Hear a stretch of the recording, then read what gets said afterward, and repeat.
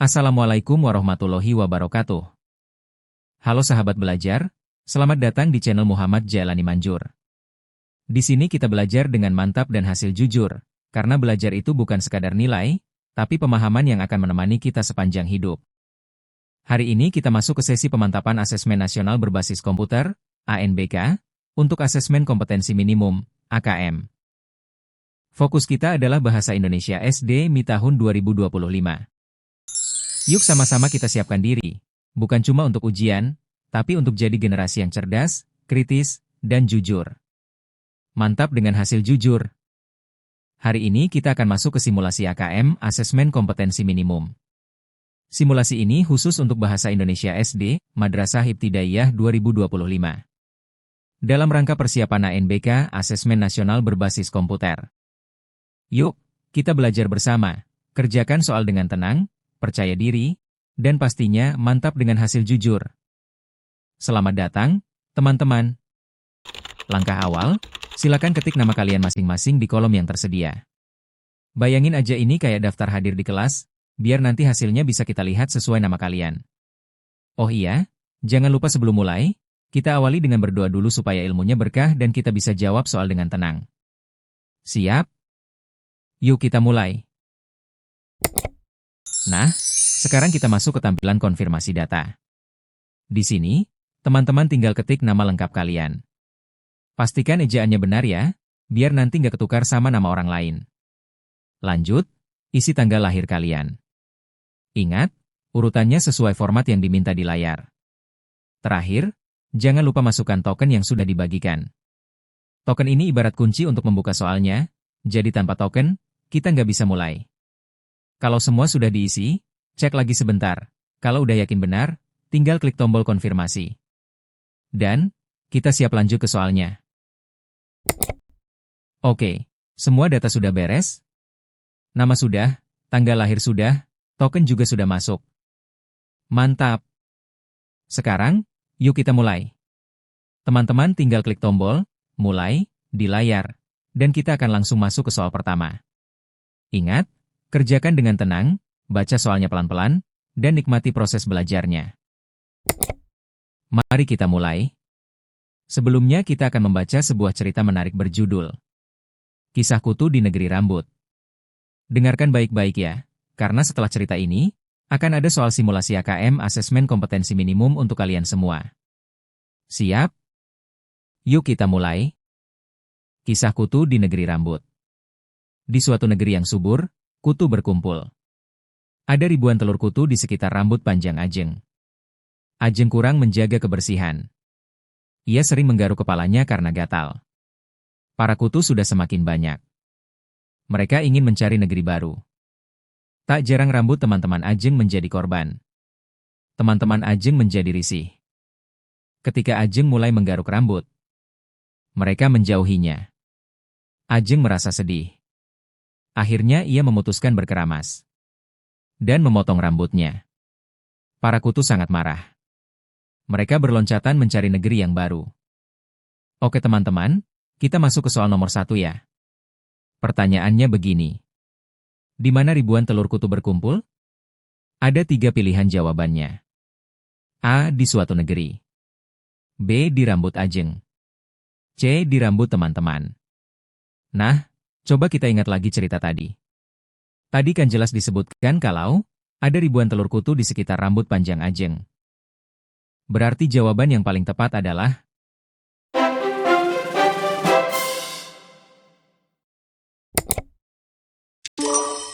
B.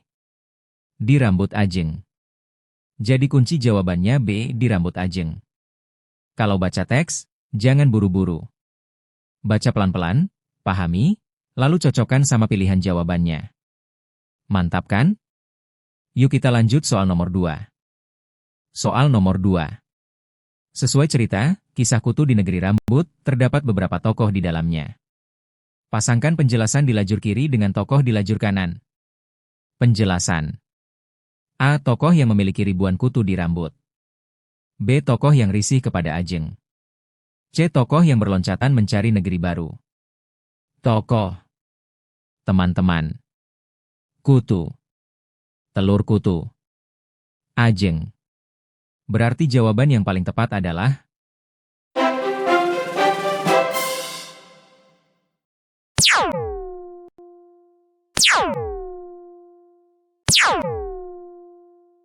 jawabannya adalah yang pertama, tokoh yang punya ribuan kutu di rambut.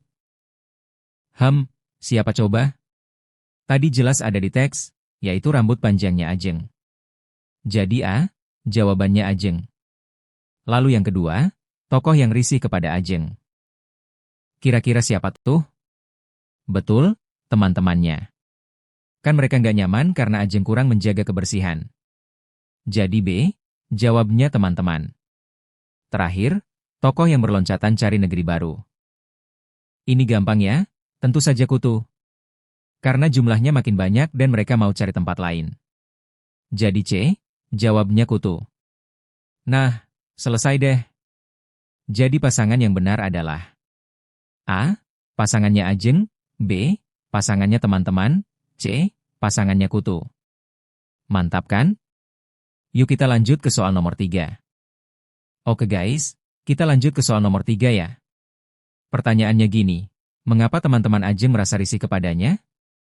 Ingat ya, jawabannya bisa lebih dari satu. Yuk kita cek satu persatu.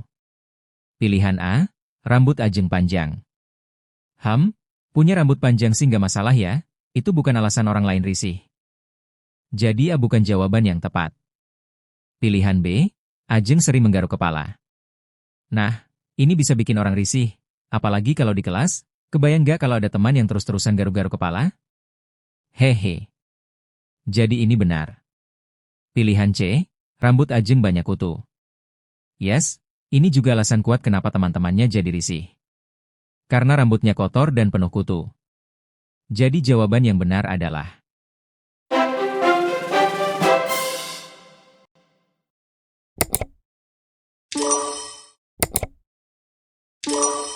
Jadi jawaban yang benar adalah B dan C. Pilihan B, Ajeng sering menggaruk kepala.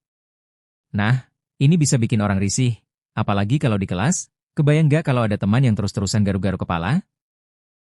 Jadi ini benar. Pilihan C, rambut Ajeng banyak kutu. Ini juga alasan kuat kenapa teman-temannya jadi risih. Karena rambutnya kotor dan penuh kutu. Sekarang kita akan membaca sebuah teks berjudul, 3 jenis rempah, apakah kamu bisa membedakannya? Jenis rempah yang pertama adalah kunyit. Kunyit, atau sering juga disebut kunir, punya kulit berwarna coklat tua. Kalau dibelah, dagingnya berwarna oranye cerah. Ternyata, kunyit punya banyak manfaat loh. Kunyit bisa digunakan untuk menyembuhkan luka, dan warna kuningnya sering dipakai sebagai pewarna alami. Wah, keren ya, rempah sederhana tapi punya banyak kegunaan. Jenis rempah yang kedua adalah lengkuas. Lengkuas sering juga disebut laos. Kulitnya halus, dan kalau dibelah, dagingnya berwarna putih. Lengkuas punya manfaat untuk mengobati sakit napas. Selain itu, aromanya juga wangi banget.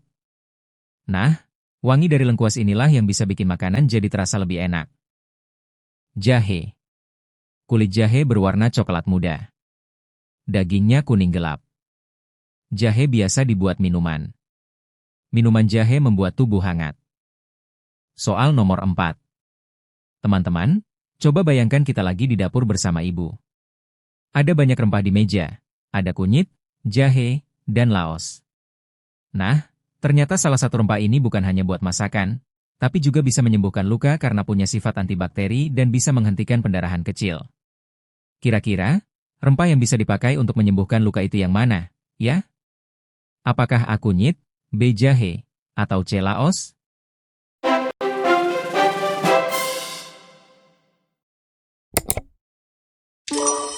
Jawaban soal nomor 4 adalah A. Kunyit.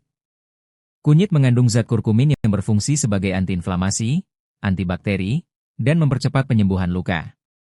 Jadi, rempah yang dapat menyembuhkan luka adalah kunyit. Oke, kita lanjut ke soal nomor 5 ya. Informasi apa yang dapat kamu peroleh dari teks tersebut? Klik pada setiap pilihan jawaban benar. Jawaban benar lebih dari satu. A. Rempah sebagai bahan makanan pokok Indonesia. B. Rempah sebagai campuran masakan dan bahan minuman. C. Rempah sebagai bahan obat bagi masyarakat. Jawaban yang paling tepat adalah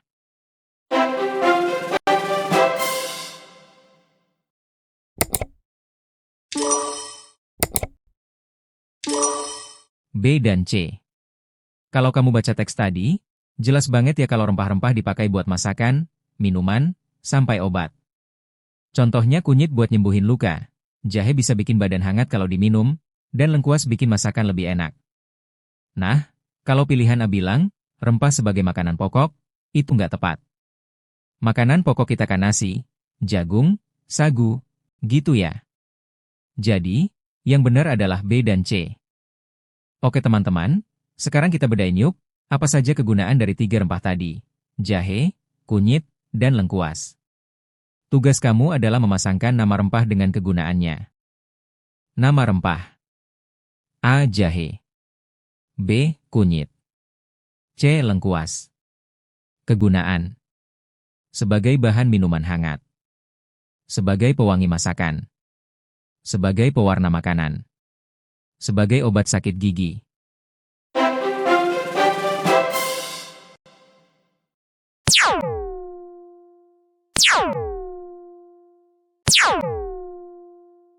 Jawaban yang paling tepat adalah A. Jahe sebagai bahan minuman hangat.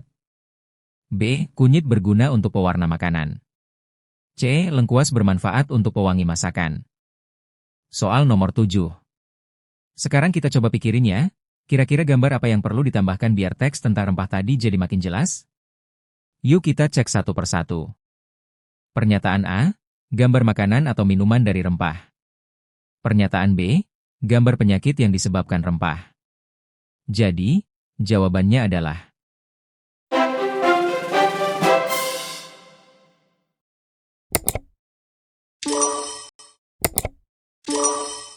A. Gambar makanan atau minuman dari rempah perlu.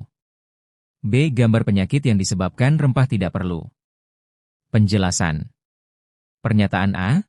Gambar makanan atau minuman dari rempah. Nah, ini perlu banget.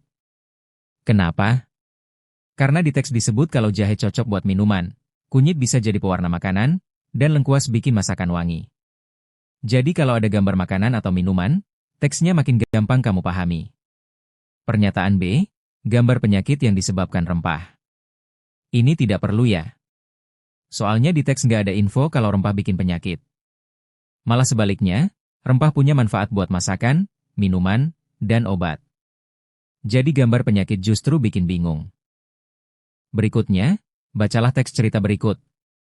Menjaga bumi Benny dan Wawan tengah bermain di halaman belakang. Ayah membawa tempat sampah bertuliskan, sampah organik. Wawan dan Benny mendekati ayah. Ayo bantu ayah potong-potong sampahnya, ajak ayah. Ayah, Benny, dan Wawan memotong sampah menjadi bagian-bagian kecil agar mudah terurai. Kemudian sampah yang telah dipotong dimasukkan ke dalam tong yang telah disiapkan. Tidak lupa ayah menambahkan sedikit air dan menutup tong dengan rapat. Tolong buka tong nomor 3 ya Ben, pinta ayah. Tidak mau, tolak Benny. Itu sudah lebih dari 7 hari. Komposnya sudah jadi. Tidak bau lagi seperti kemarin, jelas ayah sambil tersenyum. Soal nomor 8. Kenapa sih kalau kita bikin kompos, sampahnya perlu dipotong-potong kecil? Jawabannya adalah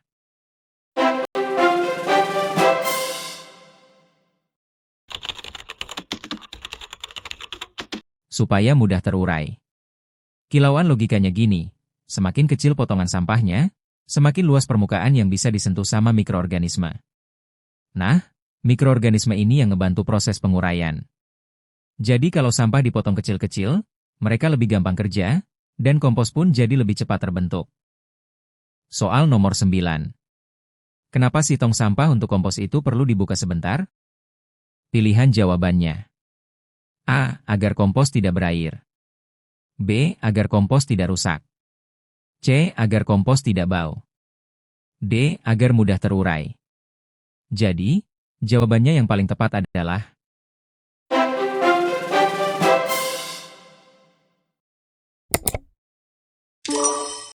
C. Agar kompos tidak bau. Nah, logikanya gini, kalau tong kompos selalu ketutup rapat, Di dalamnya bisa lembab banget dan gak ada sirkulasi udara. Akibatnya, bisa jadi berair dan malah bau banget. Soal nomor 10. Kenapa ya Benny menolak membantu ayah membuka tutup tong kompos? Jawabannya adalah,